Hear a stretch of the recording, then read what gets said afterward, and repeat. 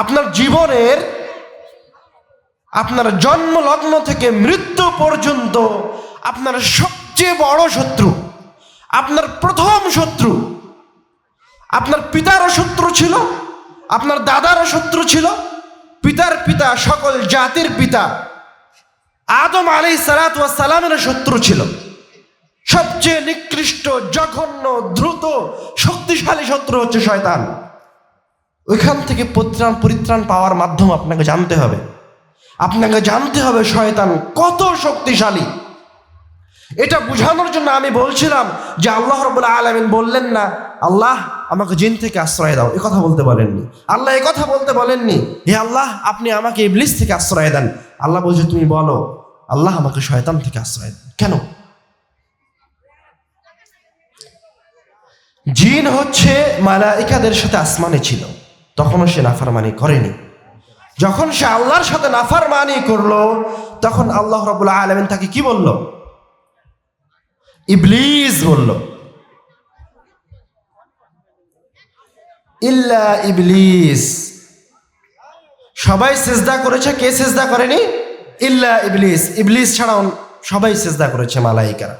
তো এই জায়গায় সে শুধুমাত্র আল্লাহ রাব্বুল আলামিনের সাথে নাফরমানি করেছে, তখন আল্লাহ রাব্বুল আলামিন তাকে বলছে ইবলিস। যত জায়গায় কোরআনুল কারীমে যত জায়গায় আপনি এই আলোচনা পাবেন আল্লাহর নাফরমানি করেছে জিন, যত জায়গায় কোরআনুল কারীমে সব জায়গায় আল্লাহ রাব্বুল আলামিন জিনকে ইবলিস হিসেবে উল্লেখ করেছেন, শয়তান বলেনি। কারণ তখনও তার নাফরমানি কার সাথে আছে? শুধুমাত্র আল্লাহ রাব্বুল আলামিনের সাথে। ইবলিস শব্দ হচ্ছে হতাশ হওয়া। সে মানুষের চেয়ে বেশি সম্মানিত হতে চেয়েছিল। সে বলেছিল তুমি মানুষকে তুচ্ছ মাটি থেকে সৃষ্টি করেছো আর আমাকে আগুন থেকে সৃষ্টি করেছো, আমার মর্যাদা বেশি। কিন্তু সে ইবলিস, সে হতাশ হয়েছে, আল্লাহ তাকে হতাশ করেছে। এবারকার ইবলিস যখন মানুষকে ওয়াসওয়াসা দিল, যখন আদম আলাইহিস সালামকে ওয়াসওয়াসা দিল এবং জান্নাত থেকে বের করে দিল, তখন আল্লাহ রাব্বুল আলামিন বলছেন ফাআযাল্লাহুমাশ শাইতান।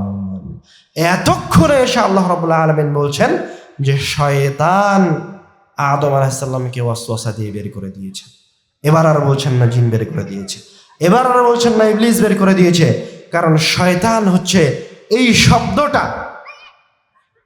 তার কাজের অর্থ বহন করে। কিভাবে? শয়তান শব্দের অর্থ হচ্ছে, শয়তান শব্দটা হচ্ছে শাতানা শব্দ থেকে, বাউদা আন রাহমাতিল্লাহ, যে আল্লাহ রাব্বুল আলামিনের রহমত থেকে দূরে হয়ে গেছে। ইবলিস শুধু আল্লাহর নাফরমানি করেছে, আর শয়তান এসে আল্লাহর নাফরমানি তো করেছে, সাথে সে আল্লাহর আরো একজন বান্দাকে ভুল পথে নিয়ে যাচ্ছে, জাহান্নামের দিকে নিয়ে যাচ্ছে। যখন কেউ নিজে ভ্রষ্ট আর একজনকে ভ্রষ্টতার দিকে নিয়ে যায় তখন হচ্ছে সে শয়তান। আরবরা মানুষকেও শয়তান বলে, যে নিজে খারাপ আবার আর একজনকে খারাপের দিকে আহ্বান করে, সে হচ্ছে শয়তান। দেখেন আল্লাহ রাব্বুল আলামিন এই জায়গায় শয়তান শব্দ না নিয়ে অন্য কোনো শব্দ নিতে পারতেন। কেন তিনি শয়তান শব্দ নিলেন? এর খারাপ, এর জঘন্যতাকে বোঝানোর জন্য আল্লাহ রাব্বুল আলামিন এই শব্দকে গ্রহণ করেছেন। কিভাবে? শয়তানের প্রথম অক্ষরটা হচ্ছে শিন, যেটাকে আরবি ভাষায়, আরবি মাখরাজের ভাষায় বলা হয় হুরুফুত তাফাশি, হুরুফুল ইন্তিশার। যখন আপনি শিন উচ্চারণ করবেন, উচ্চারণ করেন দেখি কিভাবে করেন। শিন উচ্চারণ করেন, শিন শিন। এই যে শব্দটা ছড়িয়ে ছিটে যাচ্ছে দাঁতের ফাঁক দিয়ে, যারা মাখরাজ বোঝে, যারা কোরআন তেলাওয়াত করতে জানে তারা এটা ভালো বুঝবে। এই যে ছোট ছোট ছিদ্র দিয়ে বের হয়ে যাচ্ছে শিন শব্দটা, তা আল্লাহ রাব্বুল আলামিন এই অক্ষরটাকে, এই শব্দের জন্য এই অক্ষরটাকে প্রথমে পছন্দ করলেন। কেন? কারণ শয়তান এত নিকৃষ্ট, এত দ্রুত, যে এরকম ছোট ছোট ফুটা দিয়ে, ছোট ছোট ছিদ্র দিয়ে আপনার অন্তরে ঢুকে যাবে। ও আপনার লোমের ফুটা দিয়ে, ছিদ্র দিয়ে আপনার অন্তরে ঢুকে যাবে, আপনাকে ওয়াসওয়াসা দিবে। সামান্য একটু ইস্যু পেলেই, কোনো একটা সুযোগ পেলেই আপনাকে ভ্রষ্টতার দিকে নিয়ে যাবে, পথভ্রষ্ট করবে, বিভ্রান্ত করবে। শয়তানের প্রথম অক্ষর হচ্ছে শিন, তারপরে ইয়া, তারপরে ত। আল্লাহ রাব্বুল আলামিন এই শয়তান উচ্চারণ করার জন্য আরেকটা অক্ষর নিয়ে এসেছেন, সেটা হচ্ছে কি ত। আরবি অক্ষরগুলির মাঝে এই অক্ষরটাকে বলা হয় হুরুফ সিদ্দা। আরবি ভাষায় কিছু অক্ষর আছে দুর্বল, কিছু অক্ষর আছে মিডিয়াম, কিছু অক্ষর আছে শক্তিশালী। তো সবচেয়ে শক্তিশালী অক্ষরগুলির মাঝে একটা অক্ষর হচ্ছে ত। উচ্চারণ করার সময় এর উচ্চারণটা, এর আওয়াজটা ভারী হয়ে বের হয়ে আসে। এর উচ্চারণও কঠিন, যে মাখরাজ বোঝে সে আরো ভালো পারবে। তা কিন্তু হচ্ছে দুর্বল অক্ষর। তা শয়তান নয়, কিন্তু কি শয়তান। আমার কথা কি বুঝতে পারছেন? তা আল্লাহ রাব্বুল আলামিন ওই শয়তানের শক্তিমত্তাকে বোঝানোর জন্য যে অক্ষরকে নির্ধারণ করলেন তার নামের জন্য, যে শব্দকে নির্ধারণ করলেন, ওই শব্দের মাঝে যে অক্ষরটা নিয়ে আসছেন, সে অক্ষরটাও কি একটা শক্তিশালী অক্ষর, মজবুত অক্ষর। যেন আপনি বুঝতে পারেন এই শব্দটা উচ্চারণ করতে যখন আপনি শক্তি দিয়ে উচ্চারণ করবেন, তখন আপনি যেন বুঝতে পারেন যে আমি যার নাম নিচ্ছি এও এইরকম শক্তিশালী। তয়ের পরে হচ্ছে আলিফ। এই আলিফুল মাদকে হারফুল ইশবাহ বলা হয়। হারফুল ইশবাহটা কি? ইশবাহ শব্দের অর্থ না বুঝলে এটা বুঝতে পারবেন না। ইশবাহ শব্দটা শাবিআতু, আকালতু ওয়া শাবিআতু, মানে আমি খেয়েছি এবং আমার পেট কি হয়েছে? পরিপূর্ণ হয়ে গেছে। আমি পেট ভরে খেয়েছি, তখন আমি বলছি আকালতু ওয়া শাবিআতু, আনা শাবাআন। তো বলছি এই আলিফটাকে কি বলা হচ্ছে? হুরুফুল ইশবাহ। কেন এই অক্ষরটাকে আল্লাহ রাব্বুল আলামিন তার নামের জন্য নিয়ে আসলেন? শয়তান এই অক্ষর উচ্চারণে হুরুফুল ইশবাহ এই জন্য নিয়ে আসলেন যেন আপনি এই অক্ষরটা উচ্চারণ করার সময় বুঝতে পারেন যে এই শয়তান ওর পা থেকে মাথা পর্যন্ত সম্পূর্ণটাই শয়তানিতে ভরপুর, কুমন্ত্রণায় ভরপুর। ওর পাশে গেছেন মানে সে আপনাকে বিভ্রান্ত করবে। ওকে আপনি আপনার অন্তরে জায়গা দিয়েছেন মানে ও আপনাকে বিভ্রান্ত করবে। তো আশা করি আপনারা শয়তান শব্দটা বুঝতে পেরেছেন। তো আল্লাহ রাব্বুল আলামিন বলছেন, তোমরা কি বলো শয়তান থেকে পরিত্রাণের জন্য? আউযু বিল্লাহি মিনাশ শাইতানির রাজীম। হে আল্লাহ, আপনি আমাকে বিতাড়িত, ওয়াসওয়াসা দানকারী, নিকৃষ্ট এই শয়তান থেকে পরিত্রাণ দান করুন।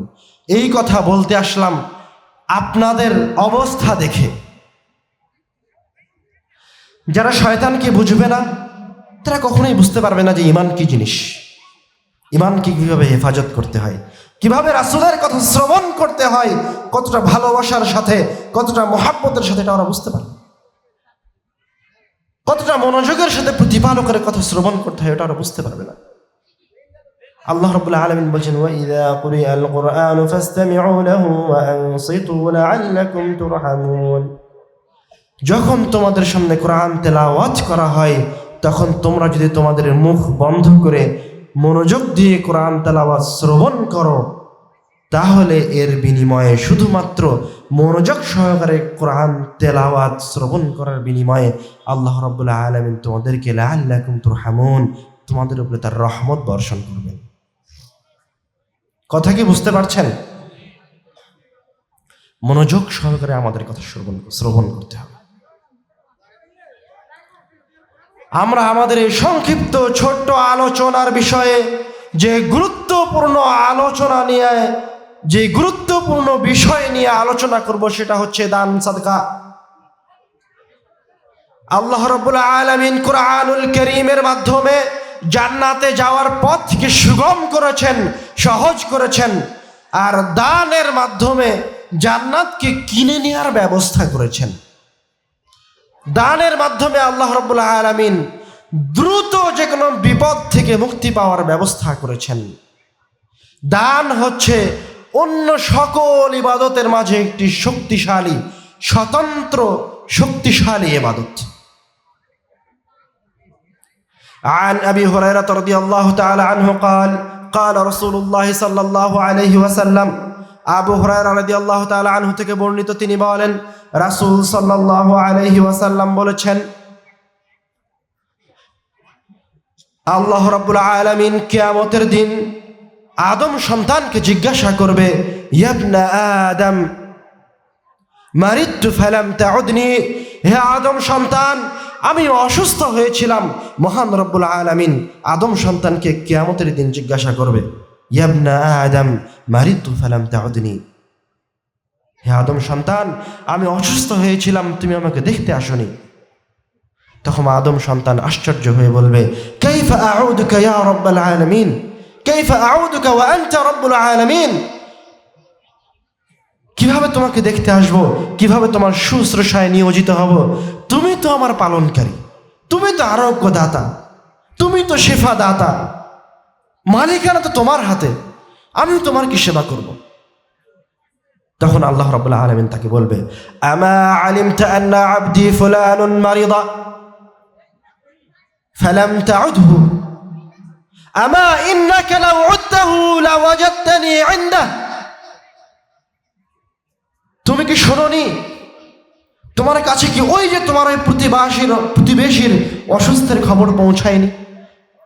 তোমার ভাই অসুস্থ হয়ে মেডিকেলে ছিল, এই খবর কি তোমার কানে আসেনি? তুমি যদি তোমার ওই অসুস্থ ভাইকে দেখতে যেতে, ফাওয়াজাদতানি ইনদাহ, তাহলে তোমার ওই অসুস্থ ভাইয়ের কাছে আমাকে পেতে। সুবহানাল্লাহ। আল্লাহ রাব্বুল আলামিন বলছেন, তুমি যদি ওই অসুস্থ ব্যক্তিকে দেখতে যেতে, তাহলে ওই অসুস্থ ব্যক্তির কাছে কাকে পেতে? মহান রব্বুল আলামিনকে পেতে। আমরা আমাদের পিছন থেকে বিশৃঙ্খলা লক্ষ্য করছি। অনুগ্রহ করে যারা এই মাহফিলের দায়িত্বে আছেন, যদি পরিবেশ নিয়ন্ত্রণ না করতে পারেন তাহলে আমাদেরকে বলেন। আপনারা কি অযোগ্য, অথর্ব? দায়িত্বশীল কে এই প্রোগ্রামের? দায়িত্বশীল নাই? আমরা আলোচনা করছি, আপনারা হইচই করছেন কেন পিছনে? আপনারা মঞ্চের পিছনে হইচই করলে মানুষ আলোচনা শ্রবণ করবে কিভাবে?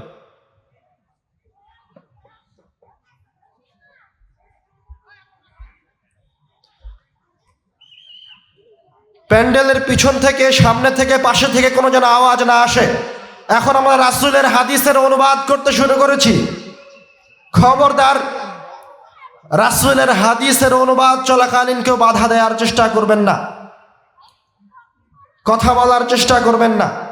মনোযোগ সহকারে হাদিস শোনেন, ইনশাআল্লাহ জান্নাতের চাবি হাতে নিয়ে এই মাহফিল থেকে উঠে যাবেন ইনশাআল্লাহ।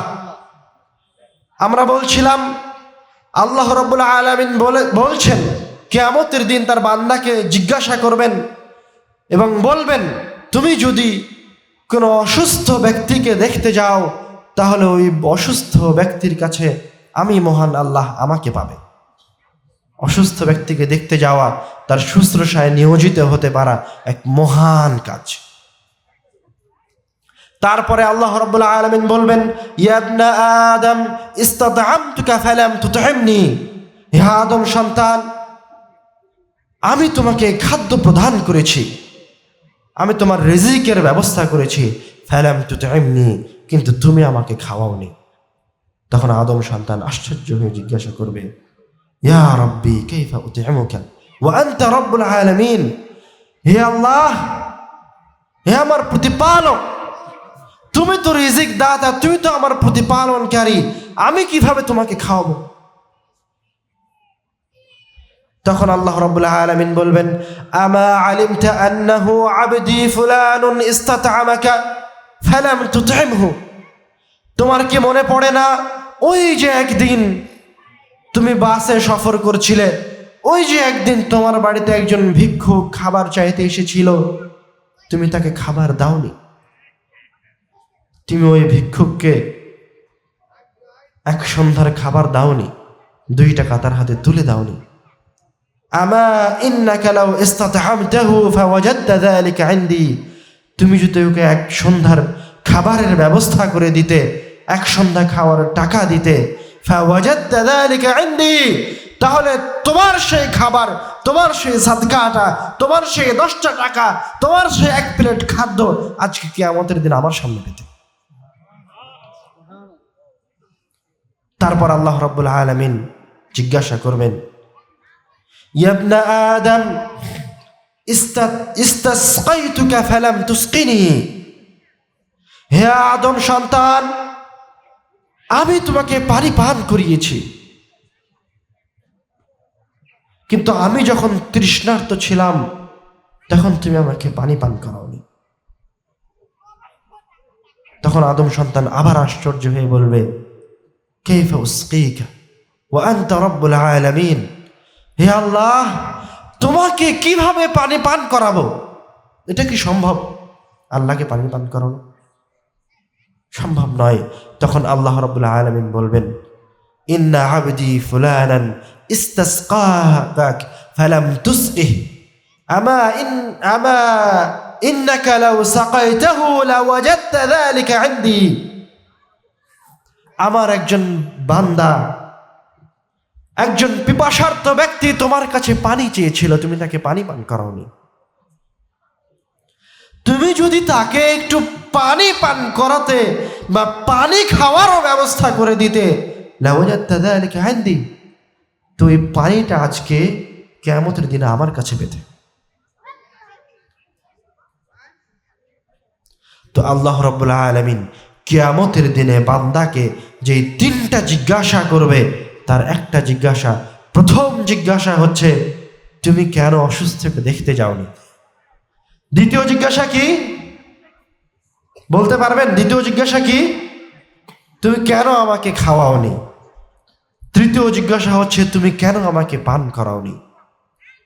এগুলো হচ্ছে দুনিয়াবী জীবনের মহান কাজ, ফজিলতপূর্ণ কাজ। এগুলো যদি কেউ করে তাহলে আল্লাহ রাব্বুল আলামিন এগুলোর বিনিময়, এগুলো ওইভাবে আল্লাহ রাব্বুল আলামিন তার নিকটে সংরক্ষণ করবেন কিয়ামতের দিন তাকে দেওয়ার জন্য।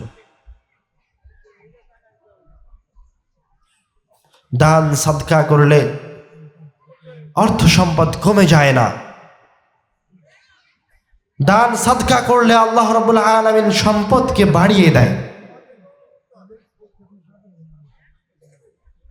আল্লাহ রাব্বুল আলামিন কুরআনুল কারীমে বলছেন, ওয়াসারিউ ইলা মাগফিরাতিন মির রাব্বিকুম ওয়া জান্নাতিন আরদুহাস সামাওয়াতু ওয়াল আরদু উইদ্দাত লিল মুত্তাকিন। আল্লাহ রাব্বুল আলামিন বলছেন, এক শ্রেণীর মুত্তাকিদের জন্য, ঈমানদারদের জন্য 7 আসমান ও জমিনের সমান জান্নাত নির্মাণ করে রাখা হয়েছে এক শ্রেণীর মুত্তাকিদের জন্য। এক শ্রেণীর মুত্তাকিদের জন্য আমার ক্ষমা এবং 7 আসমানের সমান ও জমিনের সমান জান্নাত নির্ধারণ করা হয়েছে। কারা তারা? আল্লাহ রাব্বুল আলামিন তার পরের আয়াতে বলছেন, যারা ফিস সাররাই ওয়াদ দাররা الذين ينفقون في السراء والضراء والكاظمين الغيظ والعافين عن الناس। তারা কারা? তারা হচ্ছে الذين ينفقون في السراء والضراء, তাদের জন্য ওই জান্নাত রয়েছে যারা কষ্টের সময়ও দান করে, যখন পকেটে টাকা আছে, অর্থ সম্পদ আছে, তখনও দান করে। ওই জান্নাত হচ্ছে তাদের জন্য যারা তাদের রাগকে নিয়ন্ত্রণ করে। ওই জান্নাত হচ্ছে তাদের জন্য যারা মানুষকে ক্ষমা করে দেয়।